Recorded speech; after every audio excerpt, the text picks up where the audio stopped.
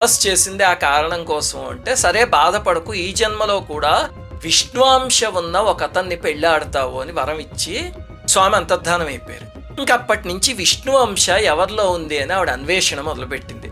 ఒక వినాయక చవితికి మహర్షులందరూ నదిలో స్నానం చేసి మట్టితో స్వామి ప్రతిమ చేసి దాన్ని ఒక చెట్టు కింద పెట్టి పూజ చేసుకుని ఆ తరువాత వినాయక తత్వాన్ని ఒక మహర్షి అందరికీ చెప్తూ శుక్లాంబరధరం విష్ణుం శ్లోకాన్ని చెప్తున్నారు. విష్ణుం అనే పేరు ఏమిటి అంటే, విష్ణువు అంటే విశ్వవ్యాపకమైన శక్తి, విష్ణువేనా గణపతేనా ఒకే శక్తికి భిన్నమైన రూపాలంతేను, ఆ శక్తి మాత్రం ఒకటే అని ఏదో చెప్తూ ఉంటే ఆ తల్లి విని, ఓహో అయితే విష్ణువంశతో ఉన్నది గణపతి అన్నమాట అని మనస్సు పొంగిపోయి వెళ్ళి అమాంతం ఆ విగ్రహాన్ని కౌగిలించుకుంది. స్వామి నువ్వే నా పతివి అని మెళ్ళో పూలమాల వేయబోతే గణపతి విగ్రహంలోంచే వారించి, అమ్మా మోహావేశంలో తొందరపడకు, నేను నీ పతిని కాదు అని చెప్పి చెయ్యి కూడా నిజరూప